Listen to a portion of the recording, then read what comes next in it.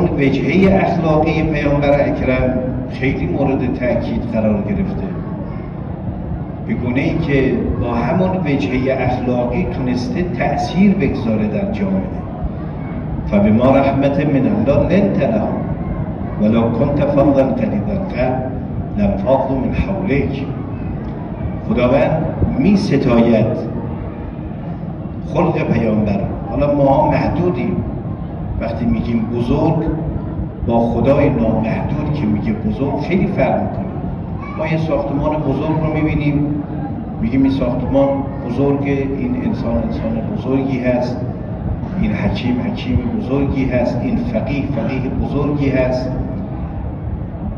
خب ما در حد خودمون یه فهمی داریم، اما وقتی که خدای متعال میفرماید عظیمه، یعنی یک غیر متناهی داره میگه عظیم. خداوند وقتی که میگه عظیم خیلی معنا داره، انک لعلی خلق عظیم.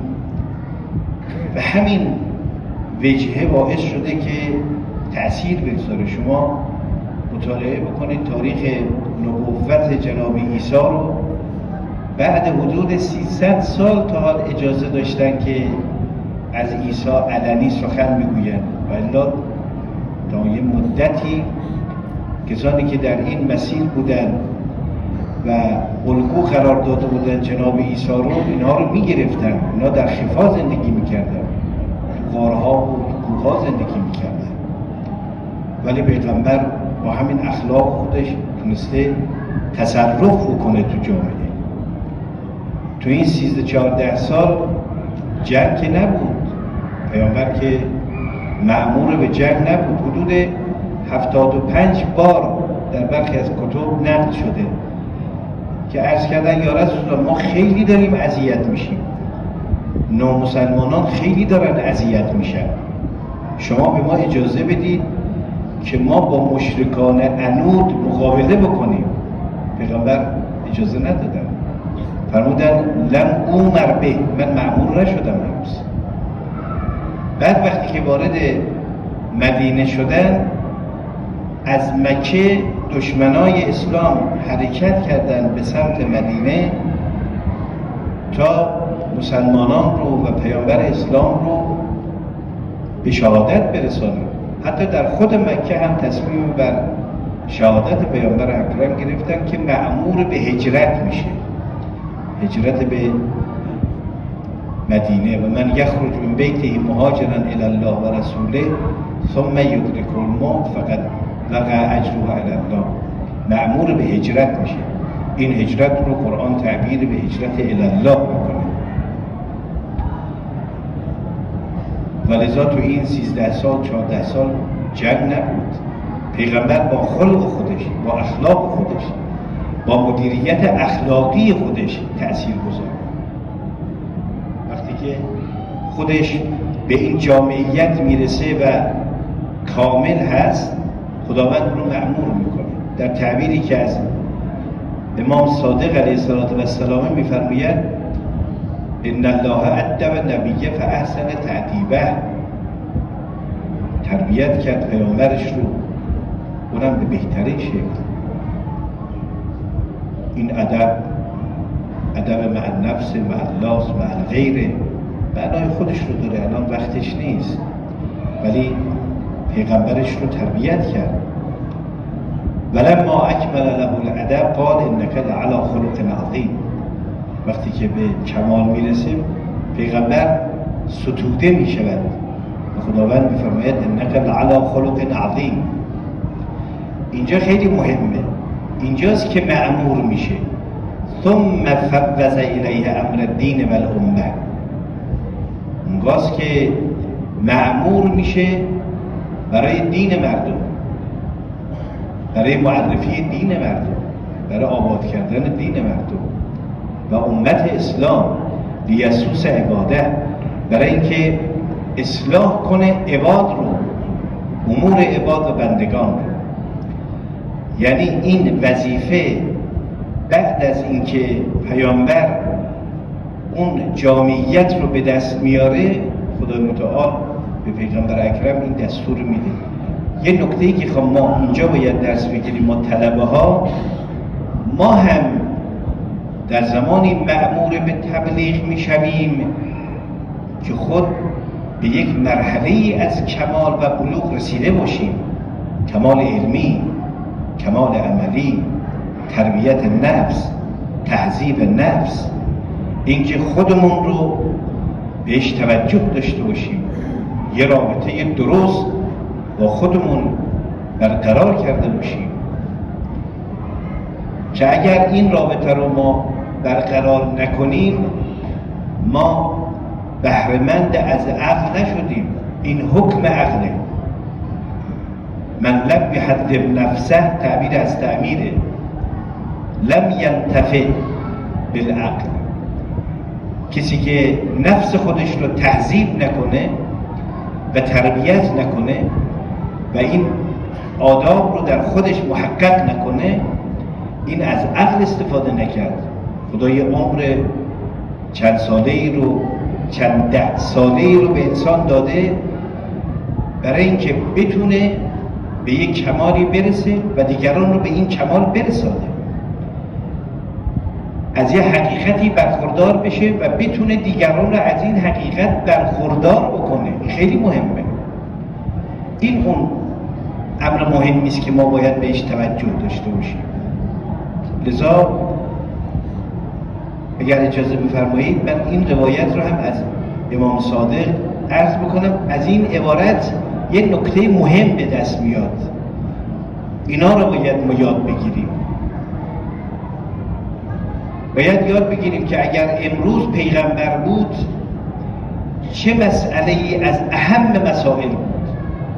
اگر امام صادق امروز حضور داشت در دانشگاه امام صادق چه واحدهای درسی تدریس میشد، چه مسائلی به دیگران آموزش داده میشد، به چه نکته‌هایی باید ما توجه بیشتری می‌داشتیم یا باید داشته باشیم، چگونه ما میتوانیم به عنوان ممثل باشیم.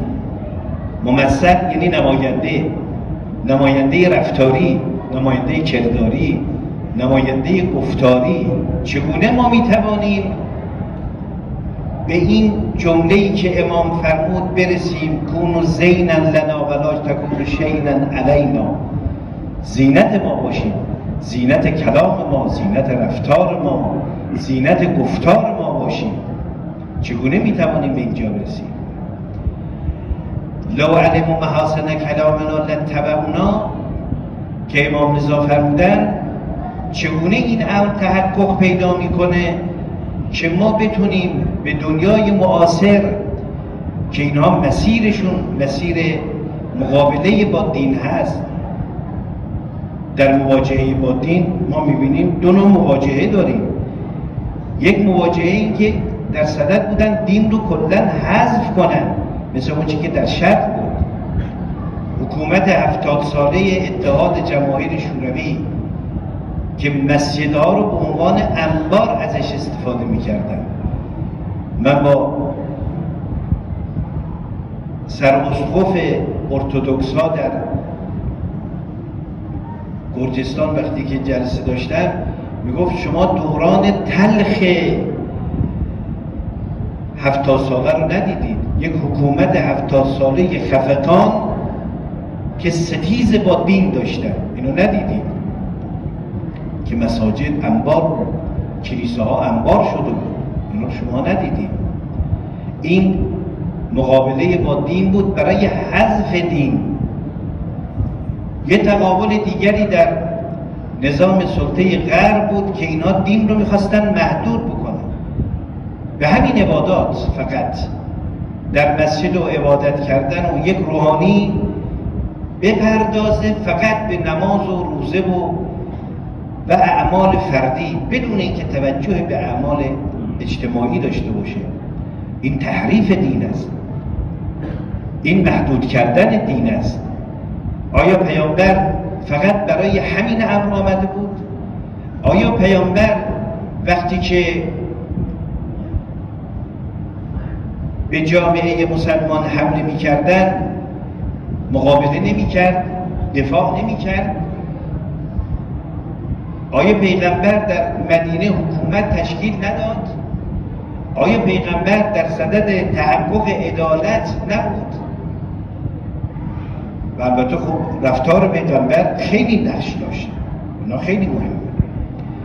این حدیث رو که دارم عرض میکنم یه حدیث بسیار مهمی است از امام صادق علیه السلام. خواهش میکنم طلاب فضلا این حدیث رو، البته خب خیلی ممکنه بلد باشن و حفظم باشن، ولی من میخوام یک پیامی رو از این حدیث دریافت بکنم، چون ما این حدیث رو میخوانیم و ازش گذر میکنیم، اما از یک منظر دیگر به این حدیث نگاه بکنیم.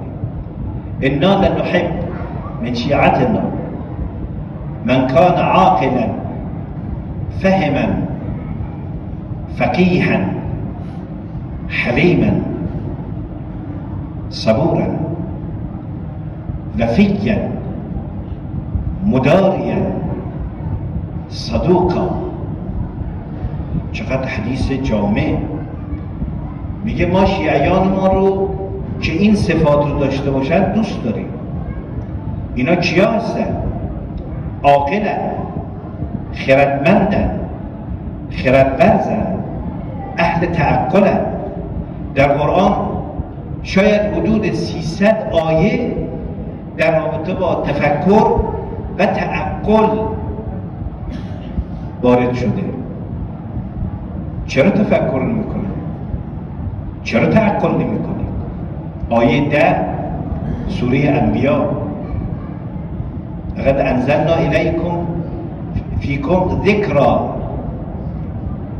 یا تعبیری داره فیه ذکرکم کتابا فیه ذکرکم، لقد انزلنا الیکم کتابا فیه ذکرکم.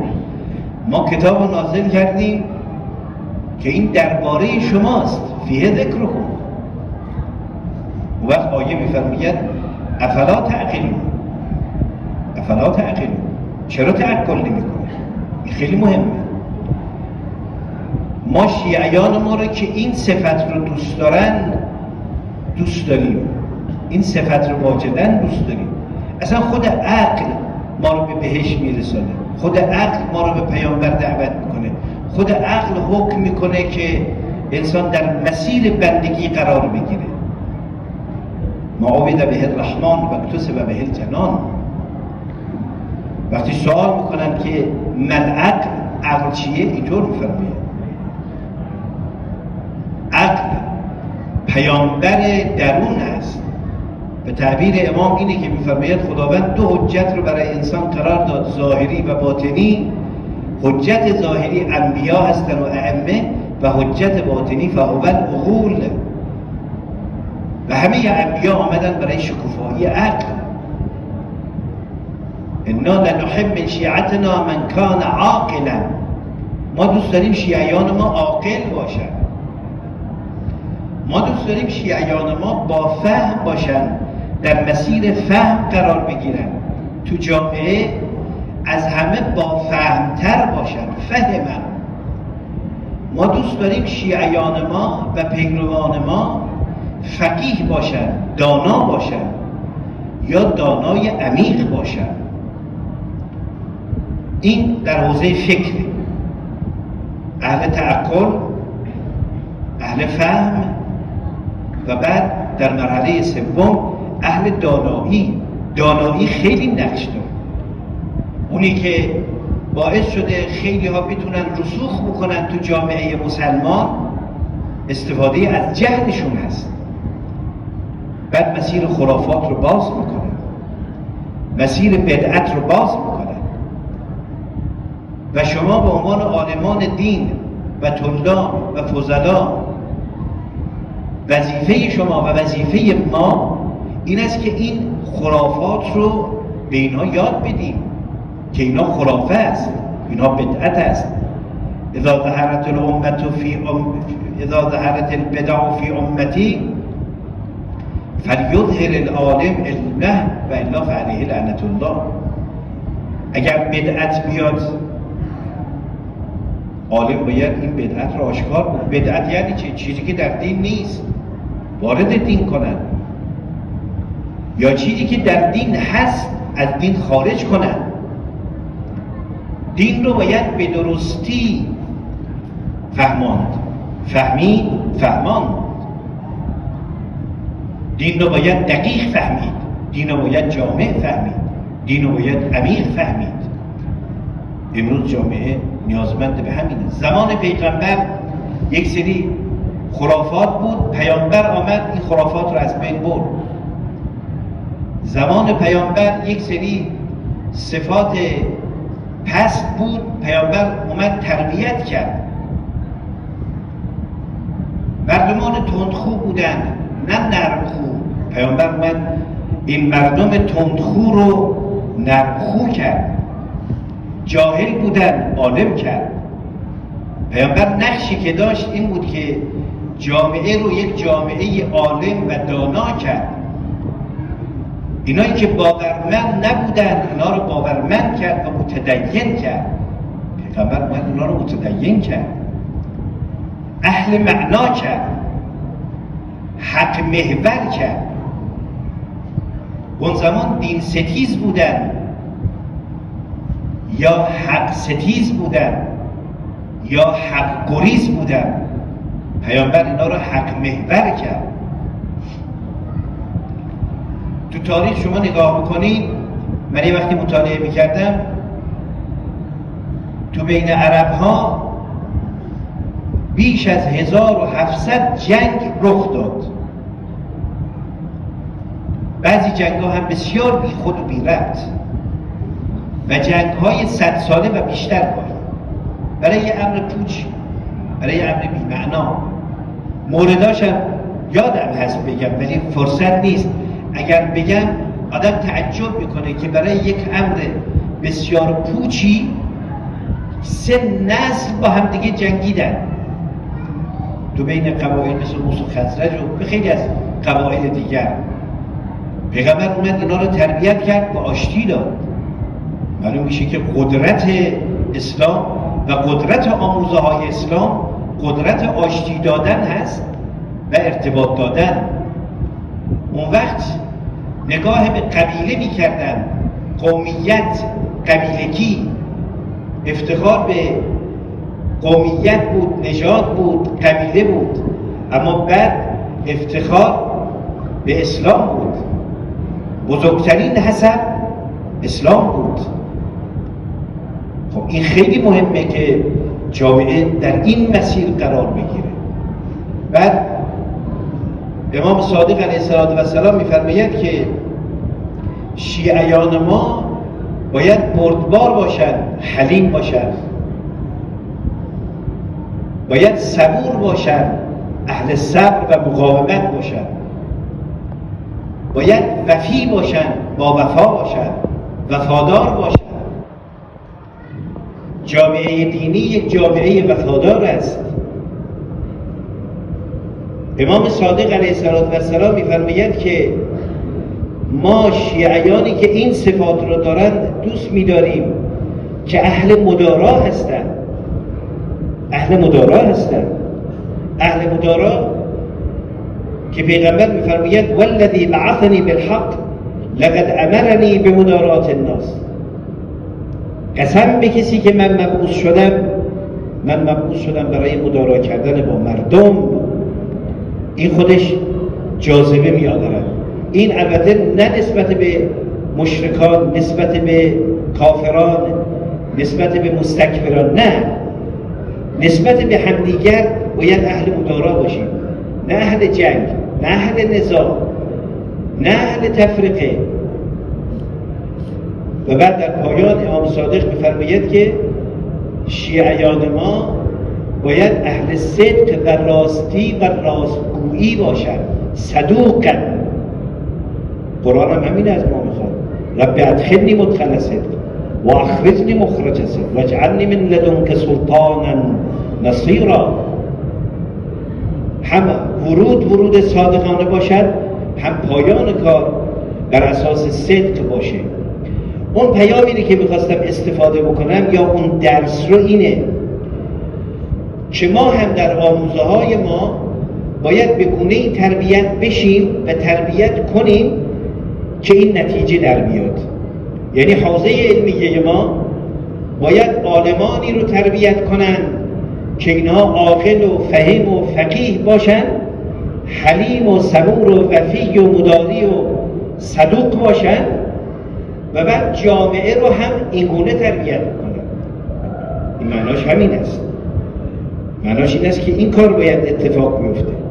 خروجی حوزه های علمیه باید این باشه.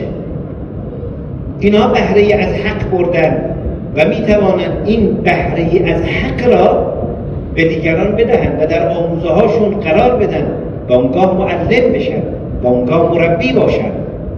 اینا میتونن بهترین مربی جامعه باشن. اینها میتوانند بهترین معلم جامعه باشن. اینها میتوانند بهترین مبلغ جامعه باشن. اون کسانی که تربیت شده هستند میتوانند این نقش آفرینی رو داشته باشن. یه تعبیر امام موسی صدر داره، خیلی تعبیر قشنگیه، خیلی زیباست.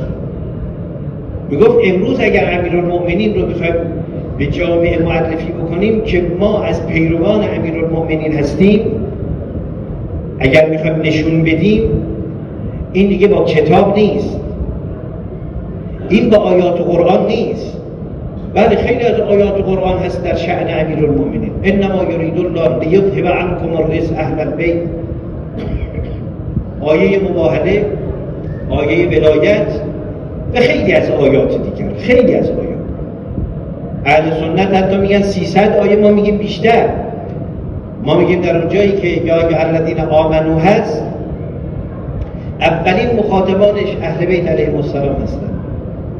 مخاطبان واقعی قرآن اهل بیت هستند و اهل بیتن که قرآن رو درست میفهمن. انما یعرف القرآن من خاطب به، اینها مخاطبان واقعی قرآن هستند.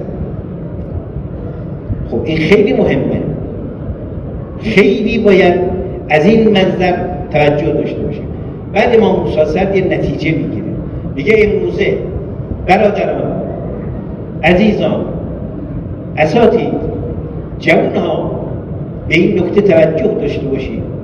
امام موسی صدر تعبیر لطیفی داره، میگه که امروزه امیرالمؤمنین رو ما باید با رفتار ما و کردار ما و گفتار ما معرفی کنیم. یعنی میگن اینها پیروان علی بن ابی طالب هستن که اهل تعقلن، اهل فهمن، اهل درکن. این باید تو جامعه نقش آفرین باشه. اگر ما به وظایفمون درست عمل نکنیم، اون وقت دشمنا از طرق مختلف میان نفوذ میکنن تو بین مسلمانان. اگر امروز پیامبر اکرم حضور داشت، ما رو دعوت به وحدت میان مسلمانان میکرد یا تفرقه و جدایی و یا نفرت. خیلی روشنه. البته هنوز ما به یک وحدت کامل نرسیدیم، باید به این سمت بریم تا در مسیر امت اسلام قرار بگیریم، تا بتونیم در مسیر تمدن اسلامی گام برداریم. یکی تو تعابیرش میگفت که این وحدت نیم بند رو ببینید به کجا رسیده. خب شما نگذاشتید تمام بند بشه، شما اجازه ندادید، شما اومدید به غلط دارید یک مسیر غلط رو نشان میدید. امروز اگر پیامبر اکرم بود در رابطه با وحدت میان مسلمانان چه درسی به ما می‌آموخت و امام صادق چه درس‌هایی رو در رابطه با وحدت امت اسلام به ما می‌آموختند. برخی از نمونه‌ها رو برخی از دانشمندان ما مثل شهید مطهری اشاره کردن. میگفت والله قسم اگر امروز رسول خدا زنده بود، اولین مسئله‌ای رو که مطرح می‌کرد مسئله فلسطین بود. این که ما مسلمان‌ها سکوت کنیم، حرف نزنیم، تسلیم بشیم، تحقیر بشیم، تهدید بشیم. آیا در آموزه های اهل بیتی تحقیر و تسلیم و تهدید هست؟ یا مقابله با ذلت، یا مقابله با حق ستیزی یا مقابله با بی‌غیرتی یا مقابله با جهل یا مقابله با جهالت، کدوم یک از ایناست؟ اگر امروز امام صادق علیه السلام حاضر بود در دانشگاه امام صادق علیه السلام بحث پیوند بین علم و ایمان بود، اینا باید در کنار هم باشه. چون اگر علم باشد ایمان نباشد میشود غزه، اگر علم باشد ایمان نباشد میشه هیروشیما و ناگازاکی، اگر علم باشد و ایمان نباشد سرخپوستای در آمریکای لاتین باید کشته بشن، نه 1 میلیون نه 2 میلیون، حدود 100 میلیون. اگر علم باشد و ایمان نباشد حدود 100 میلیون انسان ها تو جنگ جهانی اول و دوم و خیلی از جاها باید کشته بشن. اگر علم باشد و ایمان نباشد توحش در قریه تا خواهد بود، یعنی حمله میکنن هیچ هم نیست جلوشونو بگیره. صبح سوریه رو حمله میکنن، بعد ظهر غزه رو حمله میکنن، شب لبنان رو حمله میکنن، یه زمانی ایران رو در صدد بودن حمله میکنن. اینا یک وقتی بعد از 1948 حمله 6 روزه به کشورهای عربی، اینا به هر کشوری که وارد شدن به حمله کردن پیروز شدن، الا یک کشور، با اون نظام اسلامی بود، اینا رو سر جاشون نشون، الا یک کشور. خیال میکردن که اگر حمله بکنن پیروز میشن، اما بر هر ملتی که اینها حمله کردن شکست خوردن. رژیم صهیون بر هر ملتی که حمله میکرد شکست خورد. بر غزه شکست خورد، بر ملت لبنان و حزب الله شکست خوردن، به هیچ کدام از اهدافشون نرسیدن. من سوال میکنم اگر پیامبر اکرم امروز زنده بود و امروز میخواست آموزه های نبوی رو به جامعه اسلام بیاموزد و جامعه بشری، وقتی که کودکان را و زنان بیدفاع را در غزه به شهادت رساندن چه موضع میگرفت؟ وزیر امن صهیون میگه که من وقتی که کودک کشته میشه لذت میبرم، یعنی یک فرد وحشی، یک حیوان وحشی، میگه لذت میبرم. زنان وقتی که کشته میشن باکشون نیست، اونایی که بی‌دفاع هستن نباید اونجا غذا براشون بفرستن، بلکه باید به جای غذا بمب بفرستن. با این ملت چیکار باید کرد؟ با این فرهنگ توحش چیکار باید کرد؟ پیغمبر اکرم می‌فرماید من اصبح ولم یهتم به امور المسلمین فلیس بمسلم. این جمله رو عزیزان خوب دقت کنیم. میگه من سمع رجلا ینادی یا للمسلمین، اگر یک غیر مسلمانی از ما کمک میخواد، یعنی حتی اگر مسیحی باشد، حتی اگر یهودی باشد از ما کمک میخواد، حتی اگر هندو باشد، بودیست باشد از ما کمک میخواد و ما بتونیم کمک کنیم و نکنیم، مسلمان نیستیم. من سمع رجلا ینادی یا للمسلمین فلم یجبه فلیس بمسلم. امروز در درسنامه پیامبر اکرم پیوند بین علم و ایمان هست. این تأکید قرآن است، این تأکید آموزه های اهل بیت است. اگر علم و ایمان با هم پیوند داشته باشه، جامعه اسلامی به اقتداری میرسد که هیچ قدرتی و هیچ نظامی اجازه نفوذ بهش داده نمی شود. اینا از اهل بیت آموخته میشه. ما تو محرم شرکت میکنیم، اینا رو میخوانیم، اما کم کم یادمون میره که تو رفتارمون هم باید باشیم. قد رکدنی بین اثنتین، بین السلة و الذلة. اینا رو ما میخوانیم. الا ترون ان الحق لا يعمل به وان الباطل لا يتنافى فليرقب المؤمن في لقاء ربه اني لا ارى الموت الا سعاده ولا الحیات مع الظالمین الا برما.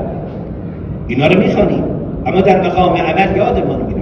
ان کان دین محمد لم یستقم الا بقتلی فیا سیوف خذینی.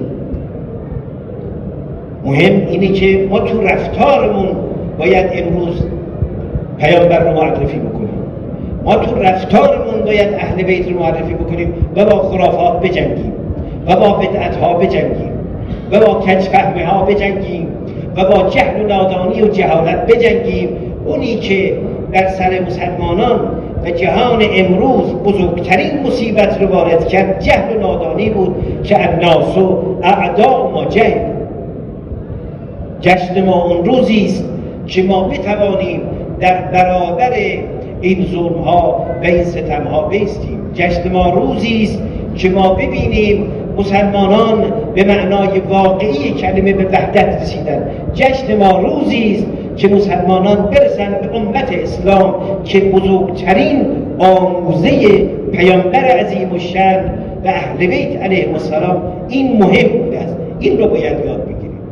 لذا وقتی که به کشورتون پاکستان که یک کشور بزرگ مسلمان و دوست و برادر ایران اسلامی است و در این جنگ 12 روزه هم به نحو شایسته هم ملتشون هم علماشون دفاع کردن، در میدان حاضر بودن، که باید افتخار کرد به این ملت.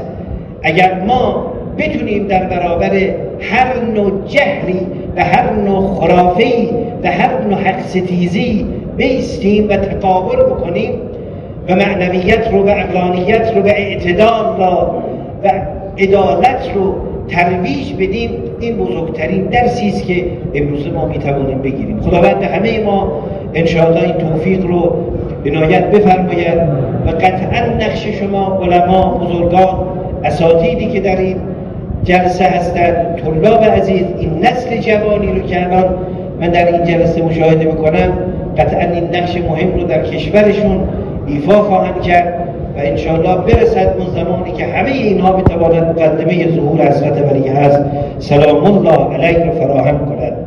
پروردگار دلهای ما رو به نور ایمان مزین و منور بفرماید. لحظه ای ما رو به حال خودمون وامگذار. رهبر جهان شهدا و امام شهیدان رو مقامشون عالی است اعلا بفرماید. ما رو به وظایفمون آشنا بفرماید. توفیق انجام وظیفه به هممون کرامت بفرما.